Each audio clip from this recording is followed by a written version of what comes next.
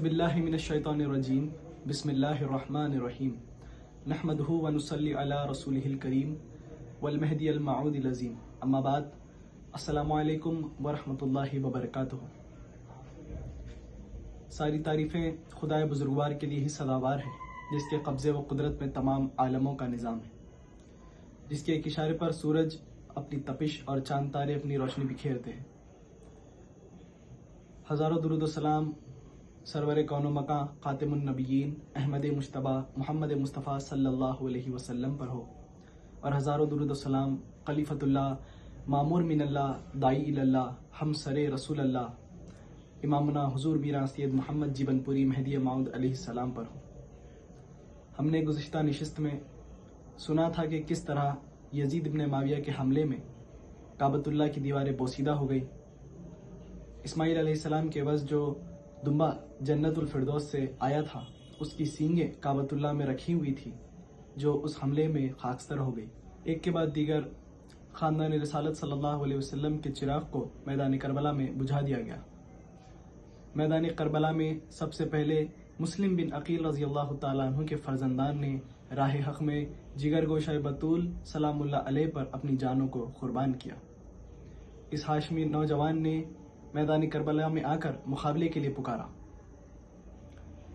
تو دشمنوں میں خدامہ بن اسد فزاری، جو بہت پہلوان بہت طاقتور مانا جاتا تھا، وہ آپ رضی اللہ تعالیٰ عنہ کے مقابلے کے لیے آگے آیا۔ کچھ دیر تک دونوں میں مقابلہ چلا۔ آخرکار عبداللہ بن مسلم رضی اللہ تعالیٰ عنہ نے اپنی تلوار سے ایسا وار کیا کہ وہ کھیرے کی طرح کٹ کر زمین پر ڈھیر ہو گیا۔ یہ دیکھنے کے بعد دشمنوں میں یہ ہمت نہیں تھی کہ آپ کے سامنے تنہا مقابلے کے لیے آ کر کھڑا ہو۔ آپ کی تلوار سے 72 یزیدی زخمی ہوئے اور ایک واصل جہنم ہوا۔ چاروں طرف سے تیروں کی بارش کی گئی، جس کی وجہ سے آخرکار عبداللہ بن مسلم رضی اللہ تعالیٰ عنہ جام شہادت نوش فرمائے اور خاندان رسالت صلی اللہ علیہ وسلم پر اپنی جان کو قربان کر دیا۔ 3 دنوں کے بھوکے اور پیاسے عبداللہ بن مسلم رضی اللہ تعالیٰ عنہ جب دشمنوں کی صفوں میں داخل ہوتے تو شیر کی طرح وار کرتے اور دشمنوں کی صفوں کو تہس نہس کر کے رکھ دیتے۔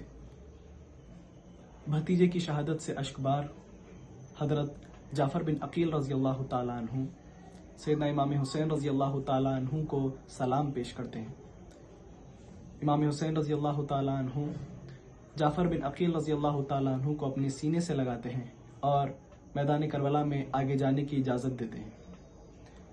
جعفر بن عقیل رضی اللہ تعالیٰ عنہ یہ اشعار پڑھتے ہوئے میدان میں آگے بڑھتے ہیں کہ مکے کا رہنے والا ہوں، ہاشمی نسل اور ابو طالب کے گھرانے کا ہوں۔ بے شک ہم تمام قبیلوں کے سردار ہیں اور حسین تمام پاکیزہ لوگوں میں سے سب سے زیادہ پاکیزہ شخصیت ہے۔ لڑائی شروع کرتے ہیں اور اپنی بہادری و شجاعت کے ایسے جوہر دکھاتے ہیں کہ کئی ایک یزیدیوں کو آپ نے واصل جہنم کر دیا۔ پھر جعفر بن عقیل رضی اللہ تعالیٰ عنہ کو بھی یزیدیوں نے کتوں کی طرح گھیر لیا اور تیروں کی بوچھار کر دی اور آپ کو شہید کر دیا۔ عبد الرحمن بن عقیل جب بھائی کو خاک و خون میں تڑپتا دیکھتے ہیں تو بے چین و بیتاب ہو جاتے ہیں۔ شیر کی طرح میدان کربلا میں آپ آگے بڑھے اور یزیدیوں کے خون سے میدان کربلا کو لالا زار کر دیے۔ پھر عثمان بن خالد اور بشر بن سود حمدانی کے ہاتھوں آپ شہید ہو گئے۔ آپ جدھر بھی رخ کرتے دشمنوں کی صفوں کا صفایا کر دیتے تھے۔ پھر دشمنوں نے آپ کو نشانہ بنایا اور شہید کر دیا۔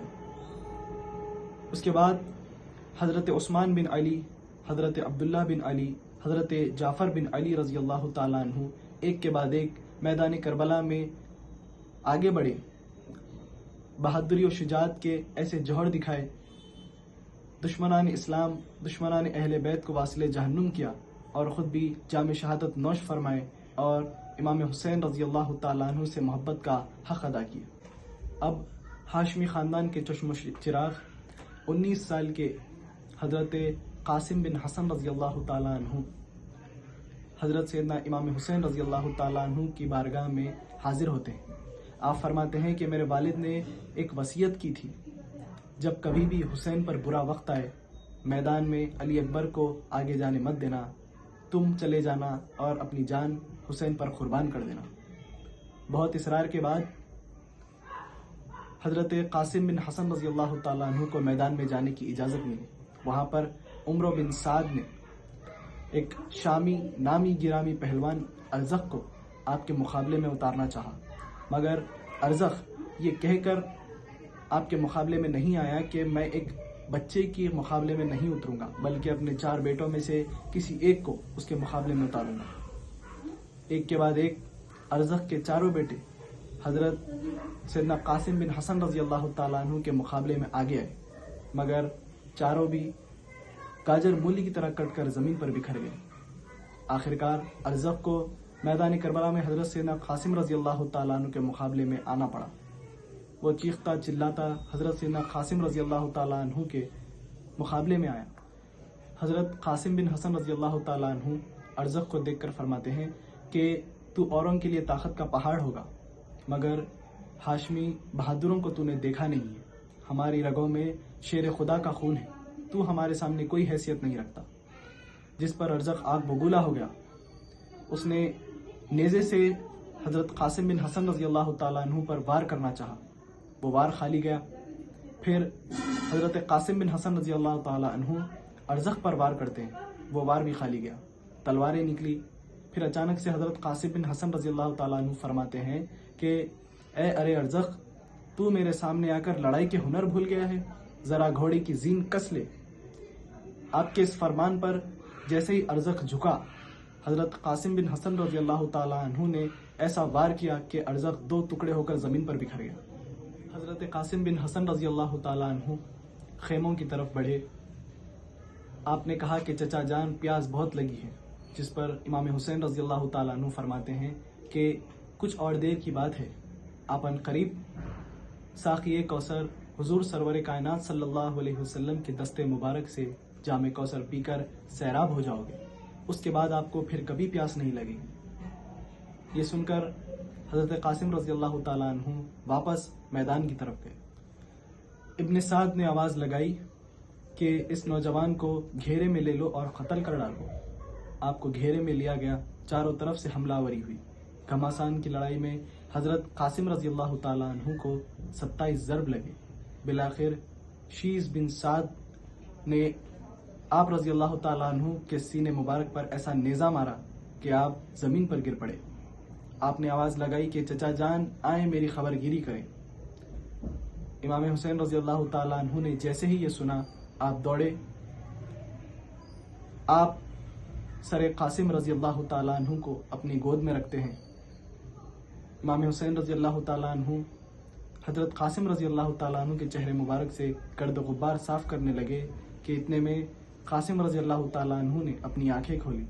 اپنے سر کو امام پاک کی گود میں پا کر آپ مسکرائے اور پھر روح پرواز کر گئی۔ اس کے بعد اون و محمد کی باری آئی، پھر حضرت عباس رضی اللہ تعالیٰ عنہ کی شہادت کی باری آئی۔ اب خاندان رسالت میں امام حسین رضی اللہ تعالیٰ عنہ کے علاوہ امام زین العابدین رضی اللہ تعالیٰ عنہ، علی اکبر رضی اللہ تعالیٰ عنہ اور علی اصغر رضی اللہ تعالیٰ عنہ کے علاوہ اور کوئی نہ بچا تھا۔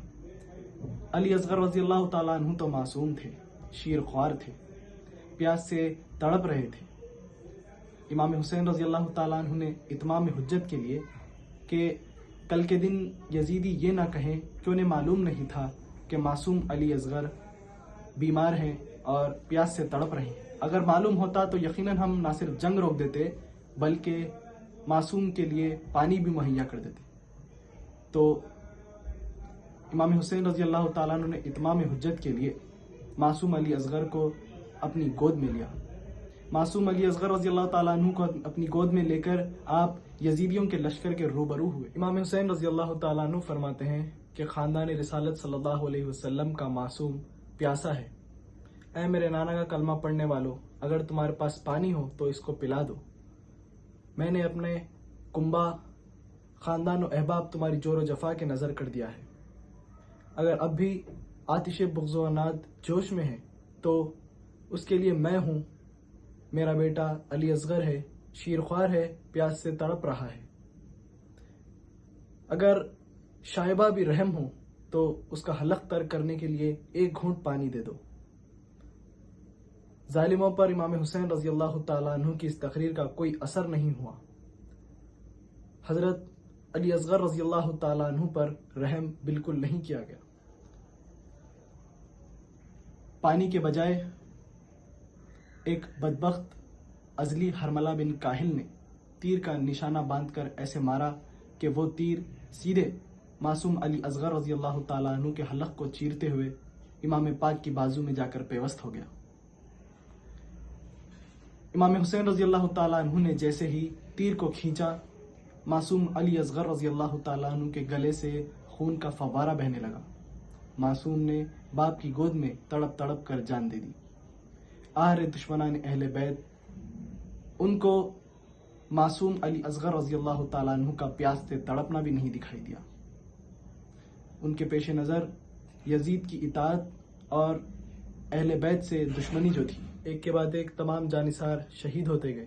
اب بس قب دوش رسول، جگر گوشائے بطول، نور نظر علی المرتضیٰ علیہ السلام امام حسین رضی اللہ تعالیٰ عنہ، اور دوسرے امام حسین رضی اللہ تعالیٰ عنہ کے فرزند ارجمند بستر علالت پر امام زین العابدین رضی اللہ تعالیٰ عنہ تھے۔ امام حسین رضی اللہ تعالیٰ عنہ کو تنہا پا کر امام زین العابدین رضی اللہ تعالیٰ عنہ اٹھ کھڑے ہوتے ہیں، ہاتھ میں نیزہ لے کر امام حسین رضی اللہ تعالیٰ عنہ کے حضور پیش ہوتے ہیں اور فرماتے ہیں کہ بابا جان، پہلے مجھے میدان کارزار میں جا کر جان نثار کرنے دیجیے، میرے ہوتے ہوئے آپ شہید ہو جائیں، ایسا نہیں ہو سکتا۔ امام حسین رضی اللہ تعالیٰ عنہ اپنے فرزند ارجمند کو آغوش محبت میں لیتے ہیں، پیار کرتے ہیں، فرماتے ہیں کہ ابھی تمہارا وقت نہیں آیا ہے، ابھی تمہارا وقت نہیں آیا ہے، ابھی تمہیں غمزدہ خواتین اہل بیت کی نگہداشت کرنی ہے، ابھی تمہیں ان بے کسوں کو وطن تک پہنچانا ہے۔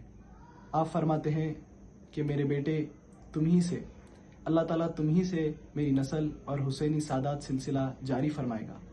جو امانتیں میرے جد و پدر کی میرے پاس ہیں وہ تمہیں دینا ہے۔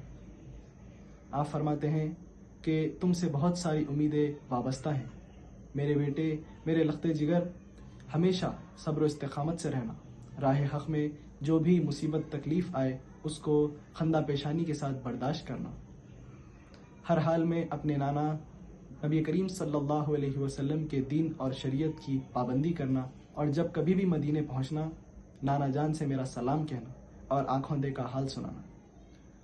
اسلام کی حیت بگڑ گئی تھی، دین پر یزیدیت کا غلبہ ہو گیا تھا، شریعت محمدی کو فراموش کر دیا گیا تھا۔ دین چیخ چیخ کر کہہ رہا تھا کہ حسین، میں اور تم مدینے میں 7 جوان ہوئے، تمہارے نانا کا لایا ہوا دین ہوں، مجھے بچانے کی ضرورت ہے، مجھے صرف اور صرف تم بچا سکتے ہو۔ خاندان رسالت صلی اللہ علیہ وسلم کے علاوہ اور کوئی نہیں ہے جو دین کو اپنے پہلے جیسی حالت پر لے آئے، اور خاندان رسالت صلی اللہ علیہ وسلم کو دین بچانے کے لیے اپنا خون دینا ہوگا۔ امام حسین رضی اللہ تعالیٰ عنہ جب مدینہ منورہ سے مکہ مکرمہ کے لیے روانہ ہو رہے تھے تو اپنی بہن بی بی زینب رضی اللہ تعالیٰ عنہ سے آپ دین مصطفیٰ صلی اللہ علیہ وسلم کی حفاظت کے متعلق گفتگو کرتے ہیں اور وعدہ کرتے ہیں کہ بھائی ابو بکر، بھائی عباس، بھائی عثمان، علی اکبر، علی اصغر اور میں خود اپنا خون دے کر دین مصطفیٰ صلی اللہ علیہ وسلم کی حفاظت کریں گے۔ اپنے کنبے کے سارے مرد اصحاب کو دین مصطفیٰ صلی اللہ علیہ وسلم کے لیے قربان کرنے کے بعد امام حسین رضی اللہ تعالیٰ عنہ امام زین العابدین رضی اللہ تعالیٰ عنہ کو تمام ذمہ داریوں کا حامل بناتے ہیں۔ اپنی دستار مبارک آپ اتارتے ہیں اور امام زین العابدین رضی اللہ تعالیٰ عنہ کے سر پر رکھتے ہیں، پھر امام زین العابدین رضی اللہ تعالیٰ عنہ کو بستر علالت پر لٹا دیتے ہیں۔ امام حسین رضی اللہ تعالیٰ عنہ اپنے خیمے میں تشریف لائے، صندوق کھولے، قبائے مصری زیب تن فرمائی، پھر اپنے نانا جان کا امامہ مبارک سر پر باندھا، سید الشہداء امیر حمزہ رضی اللہ تعالیٰ عنہ کی ڈھال پشت پر باندھی، شیر خدا علی المرتضیٰ علیہ السلام کی تلوار ذوالفقار اپنے گلے میں حائل کی، حضرت جعفر طیار رضی اللہ تعالیٰ عنہ کا نیزہ مبارک اپنے ہاتھ میں لیا. 3 دنوں کے بھوکے پیاسے اپنے نگاہوں کے سامنے سارے خاندان کو میدان کربلا میں شہید ہوتا دیکھنے کے باوجود میدان کربلا میں امام حسین رضی اللہ تعالیٰ عنہ ڈٹ کر کھڑے ہو گئے. آپ رضی اللہ تعالیٰ عنہ کے نسب پر مشتمل ایک رجز آپ نے پڑھی جس میں کوفیوں اور یزیدیوں سے رسول اللہ صلی اللہ علیہ وسلم کی ناخوشی و ناراضگی اور ظلم کا انجام متنبہ کیا. آپ رضی اللہ تعالیٰ عنہ نے اس کے بعد ایک فصیح و بلیغ خطبہ دیا. امام حسین رضی اللہ تعالیٰ عنہ فرماتے ہیں کہ اے یزیدیو، جس رسول کا کلمہ پڑھتے ہو اسی کا فرمان ہے. جس نے حسن اور حسین سے دشمنی کی اس نے مجھ سے دشمنی کی، جس نے مجھ سے دشمنی کی اس نے اللہ سے دشمنی کی. اللہ سے ڈرو، میری دشمنی سے باز آ جاؤ. اگر واقعی میں اللہ اور اس کے رسول پر ایمان رکھتے ہو تو سوچو اس اللہ سمیع و بصیر کو کیا جواب دو گے، اس محسن اعظم صلی اللہ علیہ وسلم کو کیا جواب دو گے. اے یزیدیو، تم نے میرے بھائیوں کو، میرے بیٹوں کو خاک و خون میں تڑپایا ہے. تم نے میرا گھر اجاڑ دیا، میرے رفقا کو قتل کر دیا اور اب میرے خون کے پیاسے ہو. یزیدی لشکر سے کسی نے آواز لگائی کہ اے حسین، ہم کچھ سننا نہیں چاہتے. آپ کے پاس سیدھا راستہ ہے، یا تو آپ یزید کی بیعت کر لو یا پھر جنگ کے لیے تیار ہو جاؤ. امام حسین رضی اللہ تعالیٰ عنہ نے فرمایا کہ اے بدبختو، مجھے معلوم ہے کہ تمہارے دلوں پر مہر لگ چکی ہے، تمہاری غیرت ایمانی مردہ ہو چکی ہے. یہ تقریر میں نے اتمام حجت کے لیے کی تاکہ کل کو تم یہ نہ کہہ سکو کہ ہم حق اور امام برحق کو نہیں سمجھ پائے. الحمدللہ میں نے یہ تمہارا عذر ختم کر دیا ہے. اور رہا بیعت کا سوال، وہ تو مجھ سے ہرگز نہیں ہو سکتا، کیونکہ میں ایک فاسق و فاجر کے سامنے کبھی اپنا سر نہیں جھکاؤں گا. امام حسین رضی اللہ تعالیٰ عنہ نے جب یہ دیکھا کہ یہ بدبخت میری خون کا وبال اپنی گردنوں پر ضرور ڈالیں گے تو آپ نے فرمایا کہ جو ارادہ رکھتے ہو وہ تم لوگ کرو. آپ فرماتے ہیں کہ جسے بھیجنا چاہے میرے مقابلے میں بھیجو. امام حسین رضی اللہ تعالیٰ عنہ کے مقابلے کے لیے نامور پہلوان کو محفوظ رکھا گیا تھا. ان میں سے ایک قحطبہ نامی پہلوان تھا جو بہت نامی گرامی اور بہت بڑا پہلوان مانا جاتا تھا. امام حسین رضی اللہ تعالیٰ عنہ کے مقابلے میں وہ آیا، خود اپنی بہادری کی بڑائی کر رہا تھا. امام حسین رضی اللہ تعالیٰ عنہ پر وار کرنا چاہا، مگر امام حسین رضی اللہ تعالیٰ عنہ نے اس پر ایسا وار کیا کہ اس کا سر تن سے جدا ہو گیا. اللہ نے اس کی ساری بہادری، ساری شجاعت، اس کا غرور امام حسین رضی اللہ تعالیٰ عنہ کے سامنے خاک میں ملا دیا. اس کے بعد ایک نامی پہلوان یزید ابطحہ امام حسین رضی اللہ تعالیٰ عنہ سے مقابلے کے لیے آگے آیا. اپنی بہادری، اپنی شجاعت کے نعرے لگانے لگا. امام حسین رضی اللہ تعالیٰ عنہ فرماتے ہیں تم مجھے نہیں جانتے، میں شیر خدا مولا علی مشکل کشا کا شیر ہوں. میرے پاس تم جیسے پہلوان کی کوئی حقیقت نہیں ہے. یہ بات سن کر وہ پہلوان آگ بگولا ہو گیا. وہ گھوڑے سے اترا اور امام حسین رضی اللہ تعالیٰ عنہ پر وار کرنا چاہا. امام حسین رضی اللہ تعالیٰ عنہ کا اس کا وار بیکار کر دیا. امام حسین رضی اللہ تعالیٰ عنہ نے اس پر ایسا پلٹ وار کیا. امام حسین رضی اللہ تعالیٰ عنہ نے اس کی کمر پر وار کیا. یہ وار وہ کھاتے ہی اس کے 2 ٹکڑے ہو گئے اور وہ بھی زمین پر ڈھیر ہو گیا. یہ منظر دیکھنے کے بعد بدر بن سہیل اپنے 4 بیٹوں کو امام حسین رضی اللہ تعالیٰ عنہ سے مقابلے کے لیے آگے بھیجتا ہے. پھر خود بدر بن سہیل بھی امام حسین رضی اللہ تعالیٰ عنہ سے مقابلہ کرتا ہے اور وہ تمام امام حسین رضی اللہ تعالیٰ عنہ کے ہاتھوں واصل جہنم ہوتے ہیں. یہ دیکھنے کے بعد ابن سعد کو اس بات کا یقین ہو گیا کہ جگر گوشہ بطول، نواسۂ رسول علی المرتضیٰ علیہ السلام کے لخت جگر کو ایسے تنہا مقابلہ نہیں کیا جا سکتا. اس نے حکم دیا کہ چاروں طرف سے امام حسین رضی اللہ تعالیٰ عنہ کو گھیر لیا جائے، تیروں کی بوچھار کی جائے اور جب شدید زخمی ہو جائیں تو نیزوں سے حملہ کرو. کہا جاتا ہے کہ جن کے دل سیاہ ہو جاتے ہیں ان کو حق اور باطل کی کوئی تمیز نہیں ہوتی، ان کے لیے دنیا فانی ہی سب کچھ ہو جاتی ہے، اور یہی حال اس وقت یزیدی لشکر کا تھا۔ میدان کربلا میں امام حسین رضی اللہ تعالیٰ عنہ اپنے تمام خاندان کو دین محمدی صلی اللہ علیہ وسلم کے نام پر کٹانے کے بعد 3 دن کے بھوکے پیاسے ایک ایسے لشکر سے نبرد آزما تھے جس کا واحد مقصد خاندان رسالت صلی اللہ علیہ وسلم کو ختم کر دینا تھا۔ چاروں طرف سے آپ رضی اللہ تعالیٰ عنہ کو گھیر لیا گیا، تیروں کی بوچھار کر دی گئی۔ آپ کا گھوڑا بھی اس قدر زخمی ہو گیا تھا کہ اس میں کوئی طاقت باقی نہیں رہی تھی۔ تاریخ کے اوراق بتاتے ہیں کہ 72 زخم امام حسین رضی اللہ تعالیٰ عنہ کو تیروں، شمشیروں اور نیزوں کے لگے تھے۔ شدید زخمی جگر گوشہ بطول کے اس پیشانی میں یزیدی لشکر میں سے ایک شخص نے زہر آلود تیر مارا، جس کا بوسہ کبھی خاتم النبیین احمد مجتبی محمد مصطفیٰ صلی اللہ علیہ وسلم لیا کرتے تھے۔ آپ کو غشی طاری ہونے لگی، امام حسین رضی اللہ تعالیٰ عنہ زمین پر بیٹھ گئے۔ امام حسین رضی اللہ تعالیٰ عنہ زمین پر بیٹھ گئے۔ اب بدبختوں نے نیزوں سے حملے شروع کر دیے۔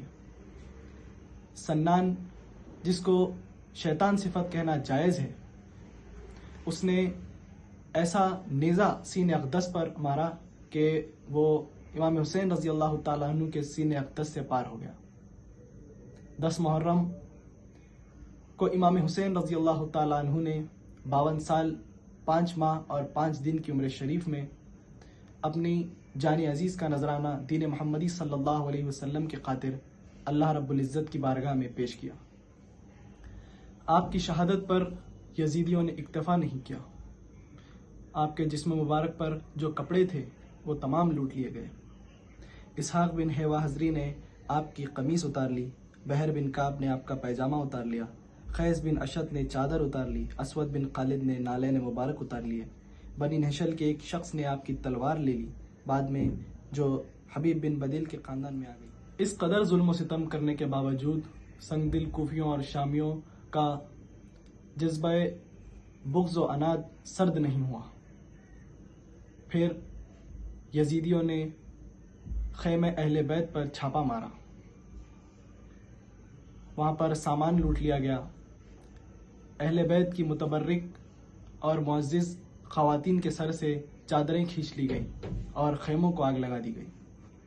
ابن سعد نے آواز لگائی کہ کون ہے جو امام حسین رضی اللہ تعالیٰ عنہ کی جسم مبارک پر گھوڑے چلائے گا۔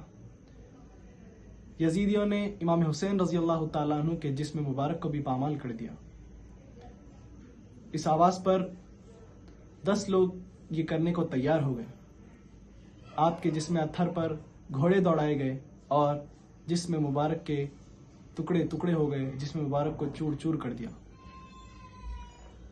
اس قدر سنگ دلی کی گئی، اس قدر مظالم ڈھائے گئے کہ زمین کانپنے لگی، آسمان تھرانے لگا، جن و انس میں صرف ماتم بچ گیا۔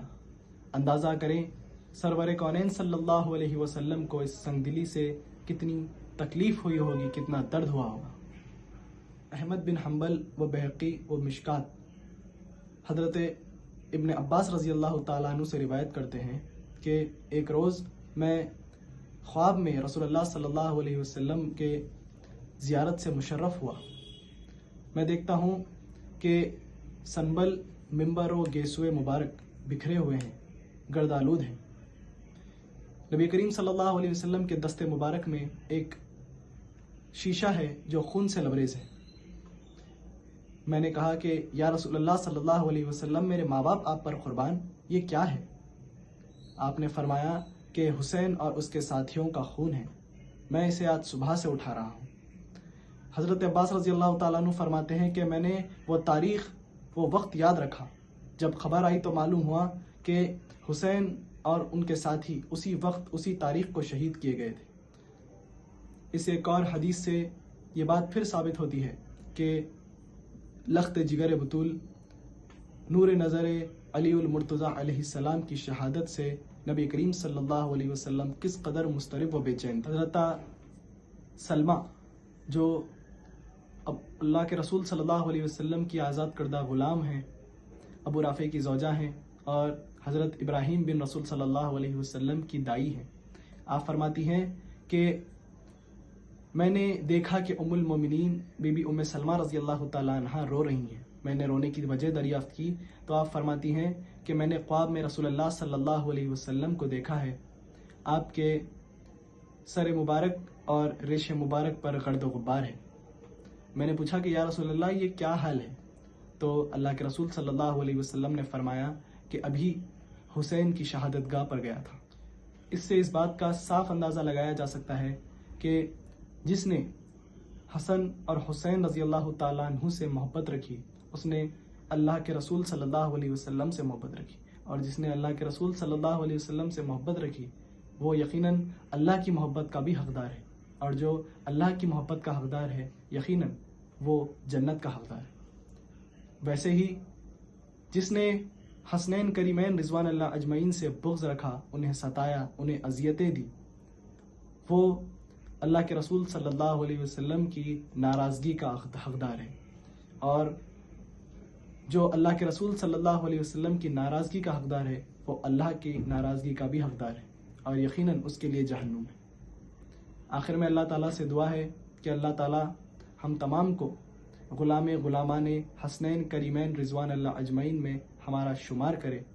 اللہ تعالیٰ کہنے سننے سے زیادہ عمل کرنے کی ہمیں توفیق عطا فرمائے۔ آمین ثم آمین، وآخر الدعوانا الحمد للہ رب العالمین۔ شکریہ۔